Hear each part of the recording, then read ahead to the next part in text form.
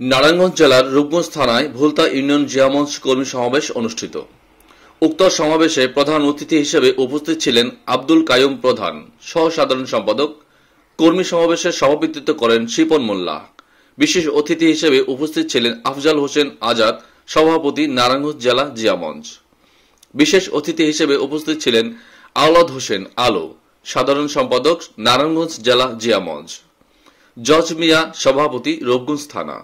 আমির হোসেন, সাধারণ সম্পাদক, রূপগঞ্জ থানা। মোহাম্মদ মোফাজ্জল মোল্লা, সাংগঠনিক সম্পাদক, রূপগঞ্জ থানা। মুদাসসের মোল্লা, রূপগঞ্জ থানা যুবদল। আলিফ বিল্লাহ, যুগ্ম আহ্বায়ক, রূপগঞ্জ থানা ছাত্রদল। সজীব ভুইয়া, সভাপতি, ভুলতা ইউনিয়ন। জুয়েল রানা, সাংগঠনিক সম্পাদক, ভুলতা ইউনিয়ন।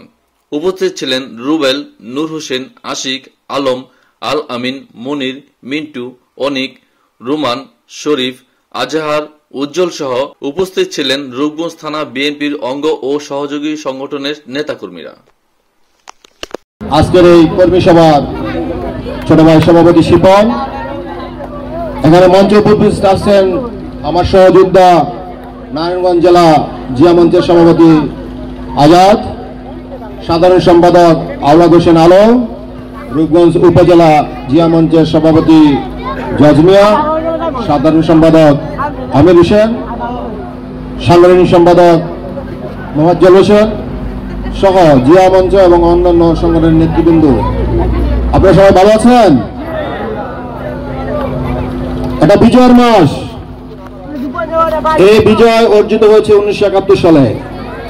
এই বিজয় অর্জনের পিছনে আমরা যারা এই দেশ স্বাধীনতার জন্য রক্ত দিয়েছে, যারা শহীদ হয়েছে, তাদেরকে আমরা সশ্রদ্ধ চিত্তে সম্মান জানাই এবং স্মরণ করি। আমরা 71-এ বিজয় দেখেছি, 2071 থেকে 75-এর সহিংসতা দেখেছি, দুর্ভিক্ষ দেখেছি, 2008 থেকে 2024 এই পর্যন্ত আমরা অনেক নির্যাতন দেখেছি, শহীদ দেখেছি, গুম দেখেছি, খুন দেখেছি। আগস্ট এবং জুলাই 24-এর বীর শহীদদের সশ্রদ্ধ চিত্তে সম্মান করে শ্রদ্ধা নিবেদন করে অনেক গুলি দেখেছি, শেখ হাসিনাকে পালিয়ে যেতে দেখেছি। দেখেছি না?